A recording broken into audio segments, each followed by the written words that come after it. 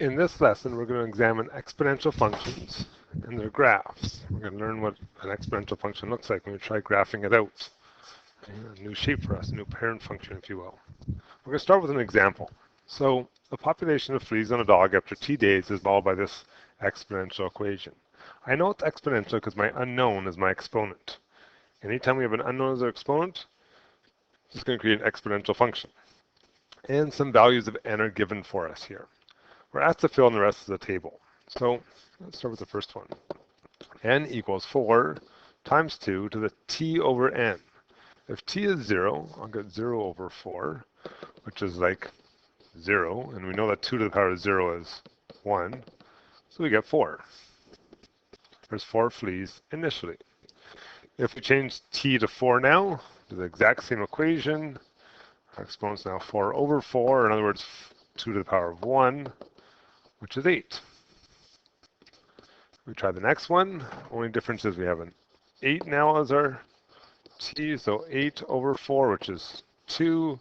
2 squared is 4. 4 times 4 makes 16.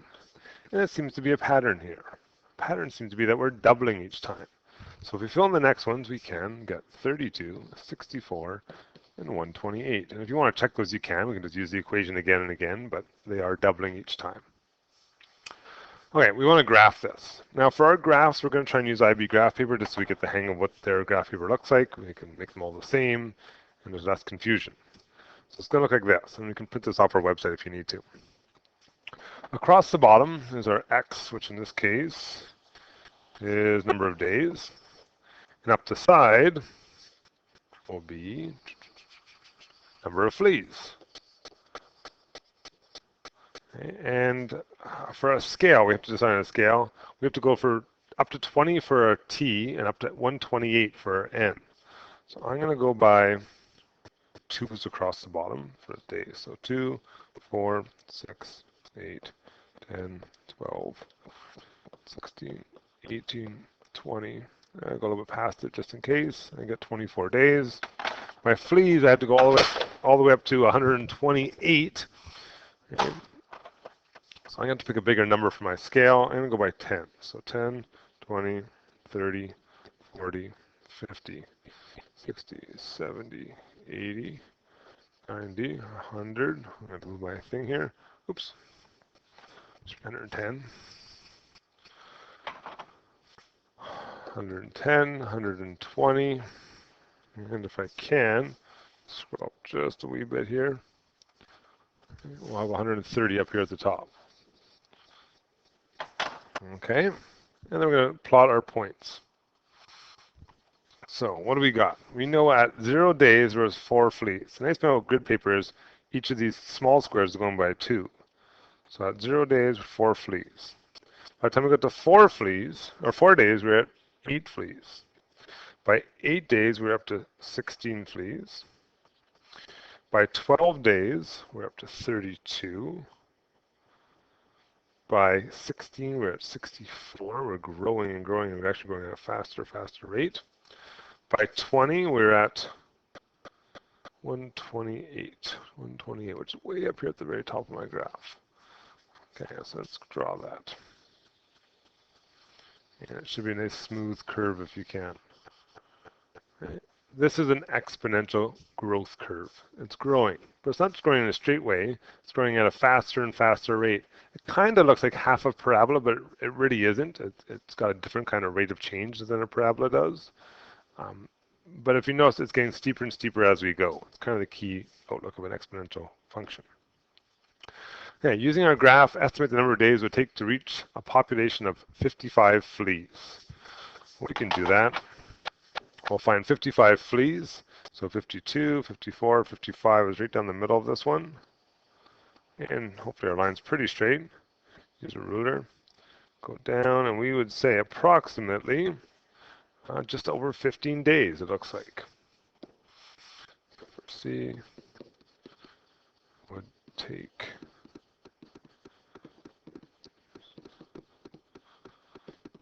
and we don't know how fast these fleas are reproducing each day. We just know how many they do on day by day. Okay, but as I said, here's an exponential growth curve. So some ideas in general. An exponential function is any equation has the exponent as the unknown, as we talked about. Okay, that's our unknown. A we call our base. In the previous one, the base was 2.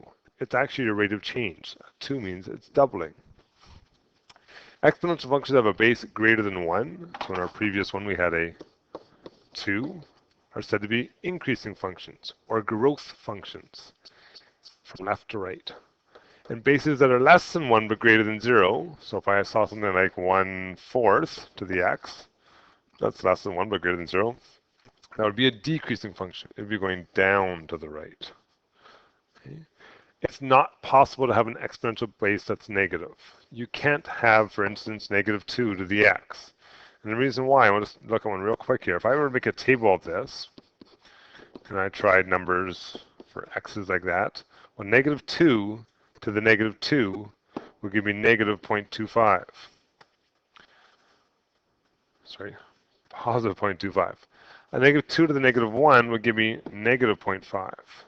And then I get 1, and then I get -2, and then I get +4. And you notice my signs are going back and forth. If I try graphing that, and have -2 and +0.25, and then -1 and -0.5, and then 0, and then -2, and then here, and then here, and then here, and our function is going like this, and that is not an exponential curve. That's a periodic curve, a repeating curve.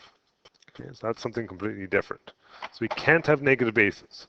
Whole number bases, fractional bases, but never negative bases. You also can't have a base that's the number 1 itself, because 1 to the power of anything is 1. And if I graph that, I just get a straight line. Okay, we're going to try another one. When a liquid in a container is placed in a refrigerator, its temperature is given by T equals this. We want to find the initial temperature of the liquid. So we don't need a graph to that. We can use our equations. I want to know what is the temperature after 0 minutes. So using my equation, 0 plus 18. Okay, anything in the power of 0 is 1, so it's really 80 times 1 plus 18, or in other words, 98 degrees Celsius. Can I find the temperature after 10 minutes, after 30 minutes? Sure I can. Let's use that equation again. 0.93, oops, missed a 3 there. 933 to the 10 plus 18. You can just put that right into your calculator the way it looks. Your calculator should be able to handle bed mass. And I got 60. And if I want to do the same thing for 30 minutes, we can do that. It's not 833, it's 933.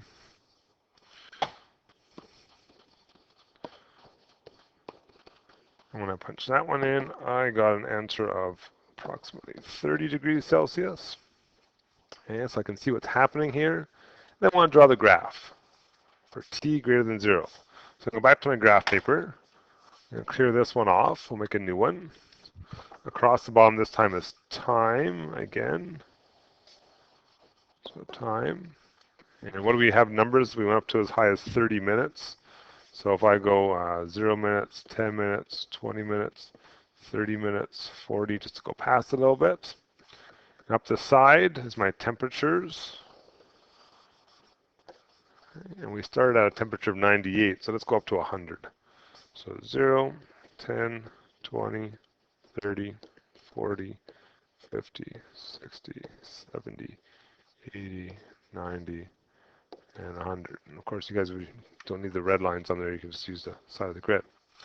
Okay, we're going to graph the things we know. We know initially, at time 0, we're at 98 degrees. That's right there. We know by the time we got to 10 minutes, we were down to 60. It's cooling off. We know by the time we got to 30 minutes, we were down to 30 degrees Celsius. That's right there. Okay. I can draw my graph. I don't have quite as many points as I did last time, but I notice it's going to do something like this. It's going to be a decreasing function, which makes sense. Over time, things should cool off in the refrigerator. Okay. Makes sense in terms of my equation, because my base was 0.933 to the x. That number is less than 1. That's a decreasing function. Okay. the graph also seems to be leveling off a little bit. If you just by these 3 points alone, if I continue the line, it looks like it's going to start leveling off, which kind of should make sense, right? The refrigerator is not getting colder and colder and colder and colder. That's not possible. It gets to a certain temperature and it just stays at that temperature. And that's another significant point about exponential functions. They eventually level off in one direction or the other. If we go back to our questions, we want to de-estimate the number of minutes taken to reach 40 degrees Celsius and 10 degrees Celsius. So let's go find 40 first of all. 40 degrees Celsius would be right about here. If I go down, I get approximately 18 minutes. Let's do part D here. G, it's going to take us 18 minutes to 40 degrees Celsius. And to 10 degrees Celsius, let's try that one. 10 degrees would be right here. Huh. What does that mean? Well, looking at my graph, it doesn't look like we'll ever actually hit 10. Maybe our fridge doesn't get that cold. So to answer this question, to 10 degrees Celsius, well, it never doesn't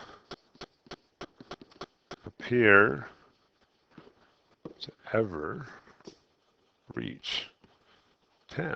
And if we actually tried solving it, and we will learn how to solve these things, we would find we can't solve this question. It doesn't actually hit 10. Not possible. Okay, last example for you guys. Not going to graph this one. We're going to try working with these equations now. So a refrigerator, we got a fridge again. It has an internal temperature of 27 degrees Celsius before we turn it on. The temperature reaches 6 degrees Celsius 3 hours after turning on. If we know that our temperature is given by this equation, where A and B are constants, okay, can we figure out what A and B are?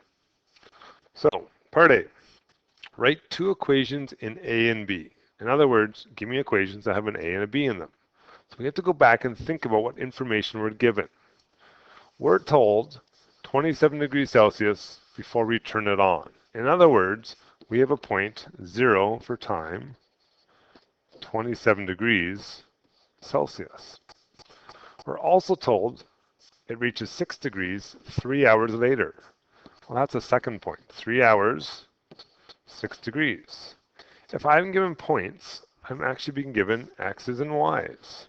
And I can always substitute those into equations and solve for things. So if we're going to do part A, I know one of my temperatures is 27. I don't know A. I've got 1/2 to the x, or in this case, 0, plus B. Well, I can simplify that. 1/2 to the 0 is 1. 1 times A is just A. Well, there's an equation involving A and B. If I do the same thing with the second point, I get 6 equals A times 1/2 to the 3 plus B. Well, 1/2 to the 3 is 1/8, or if I want to, make it slightly easier and we can do a decimal. I've got two equations. And if we go back to one of our grade 10 solving methods where we have two equations with two variables, we hopefully, maybe, just possibly think about elimination. So if I put 27 equals A plus B over here, and I notice that my B's are the same, and they have the same sign, I can subtract. I'll get negative 21, and I'll get negative 0.875A. If I divide that for A, I end up with 24. And once I know A, I have this equation about A and B, right? If A is 24, well, then I can solve for B pretty quickly. B is 3. So I've actually done parts A and parts B of this question. We set it up, then we solved them. Part C says figure out the temperature after 5 hours. So if we take the information we just gathered, our temperature at 5 hours is made up of A, 24, times 1/2 to the T plus B, and we put that 5 in, we can actually calculate our temperature, and it should be, according to my calculator, 3.75 degrees Celsius. So there's some brief introductions of exponential functions, how we can draw them, what they should generally look like, the idea that they go up to the right if they're bigger than 1, down to the right if they're less than 1. Yeah, eventually they level off. We can problem solve with them a little bit, set up some equations. Okay, our homework today is not from the book, it's the handout that's on the website. So use that handout. Okay, I think there's 4 questions there. You can check your answers. If you're stuck with stuff, then come see me.